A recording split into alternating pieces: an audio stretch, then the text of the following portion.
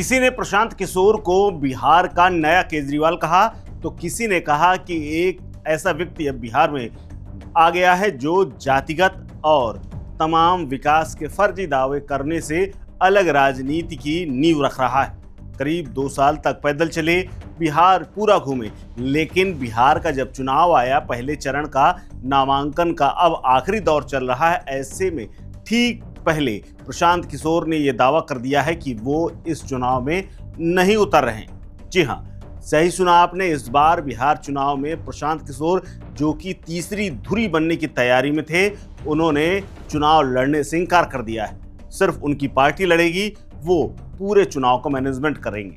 पहले अंदाजा लगाया जा रहा था कि वो राघोपुर सीट से तेजस्वी यादव के खिलाफ चुनाव लड़ सकते हैं। उन्होंने बिहार विधानसभा चुनाव 2025 में उम्मीदवारी को लेकर के अब ऐलान किया है कि बिहार विधानसभा चुनाव में वो नहीं उतरेंगे। प्रशांत किशोर ने कहा है कि वो पार्टी का निर्णय है, मैं चुनाव नहीं लड़ूंगा। पार्टी ने फैसला किया है कि मेरे पास पहले से ही जो काम है, यानी संगठन का काम है, उसी पर अगर मैं पूरी तरीके से फोकस करूं तो वही काफ़ी है। प्रशांत किशोर ने आगे कहा कि अगर मैं चुनाव लड़ने जाऊंगा तो उससे हमारी पार्टी को नुकसान होगा। जुनसुराज के कई प्रत्याशियों को नुकसान हो सकता है, इसीलिए पार्टी हित में मुझे जिम्मेवारी दी गई है कि मैं जो काम कर रहा हूं वो करता रहूं, मैं जो काम कर रहा हूं वो करता रहूंगा।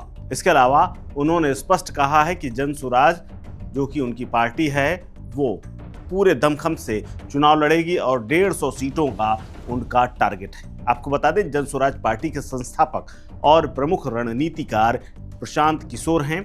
विधानसभा चुनाव 2025 में खुद लड़ने का उन्होंने फैसला वापस ले लिया है और इसकी आधिकारिक पुष्टि भी उन्होंने कर दी है।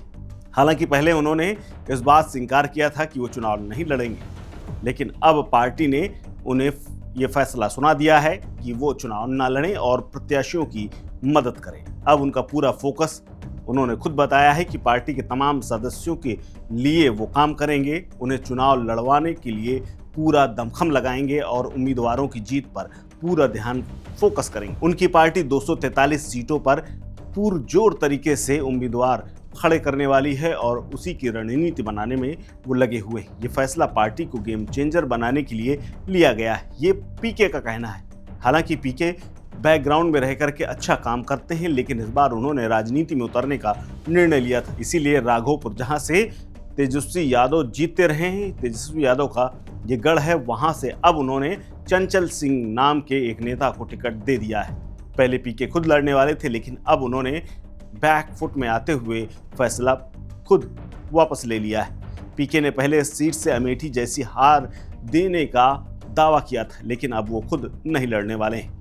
आपको बता दें कि उनकी जन्मभूमि कहगर, जहां से उनके चुनाव लड़ने की उम्मीद जताई जा रही थी, वहां से भी संभावित प्रत्याशी को लेकर के फैसला हो चुका है। आपको बता दें कि पीके ने साल 2023 में चुनावी रणनीतिकार के रूप में संन्यास लेते हुए जनसुराज अभियान की शुरुआत की थी और राजनीति में सक्रिय होते हुए बिहार के तमाम इलाकों से होते हुए वो गुजरे थे। अब वो खुद मैदान में उतरने की बजाय पार्टी को मजबूत करने पर जोर दे रहे हैं। कुछ सोशल मीडिया चर्चाओं में ये भी कहा जा रहा है कि चुनाव लड़ने से उनकी डिग्री और अन्य व्यक्तिगत मामलों को लेकर के खुलासा हो सकता है या फिर हार से उनकी छवि प्रभावित हो सकती है। हालांकि ये अटकलें हैं और आधिकारिक बयानों में इनका जिक्र नहीं किया गया है।